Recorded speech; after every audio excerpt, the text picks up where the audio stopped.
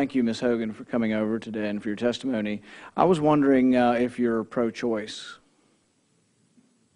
I'm pro-choice of bulbs.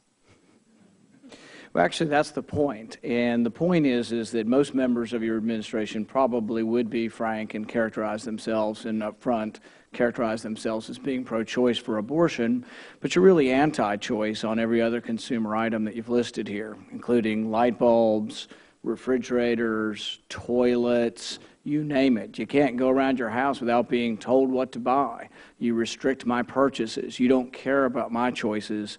You don't care about the consumer, frankly. You raise the cost of all the items with all your rules, all your notions that you know what's best for me. Frankly, my toilets don't work in my house. And I blame you and people like you who want to tell me what I can install in my house, what I can do. You restrict my choices. There is hypocrisy that goes on people who claim to believe in some choices but don't want to let the consumer decide what they can buy and install in their house. I find it insulting. I find it insulting that a lot of these products that you're going to make us buy and you won't let us buy what we want to buy. You take away our choices. These things you want us to buy are often made in foreign countries. You ship jobs overseas. The same thing that your administration claims to be in favor of, you're shipping our jobs overseas by saying we can't make these items here. I find it really an affront to the sensibility of the idea and notion of the free marketplace, of capitalism, of freedom of choice. Now, it's not that I'm against conservation. I'm all for energy conservation. But I wish you would come here to extol me, to cajole, to encourage, to try to convince me that it would be a good idea to conserve energy. But you come instead with fines, threats of jail. You put people out of business who want to make products that you don't like. This is what your energy efficiency standards are. Really call it what it is. Call it what it is. You prevent people from making things that consumers want. I find it really appalling and hypocritical, and I think there should be some self-examination from the administration on the idea that you favor a woman's right to an abortion, but you don't favor a woman or a man's right to choose what kind of light bulb, what kind of dishwasher, what kind of washing machine.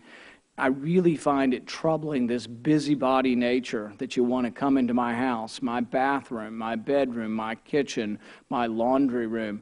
I just really find it insulting, and I find that all of the arguments for energy efficiency, you're exactly right, we should conserve energy. But why not do it in a voluntary way? Why not do it where you threaten to fine me or put me in jail if I don't accept your opinion?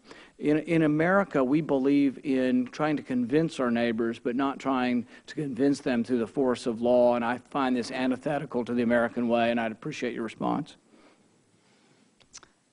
Okay, so I have, I guess, a couple of responses to that. One, I think the Appliance Standards Program is an example of really a great partnership between the Congress and the administration over many, many, many years.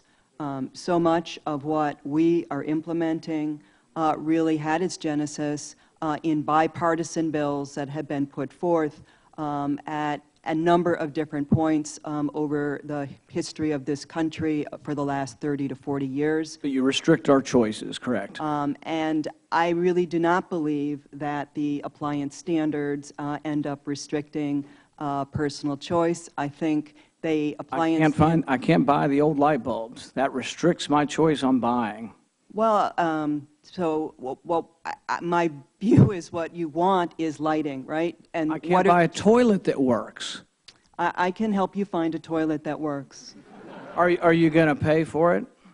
Everything costs more. To go back and retrofit the toilets that don't work, that no bureaucrat understood or flushed before they made us use them, costs money. It'll cost thousands of dollars to go back and add some kind of jet stream to the toilets.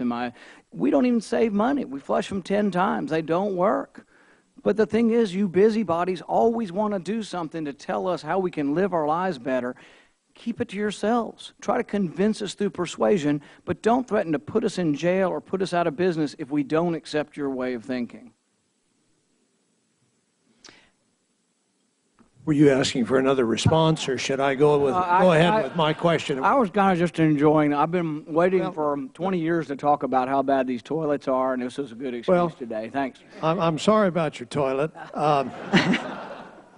Let me just clarify for myself. One issue here is the 10th Amendment. Under the 10th Amendment,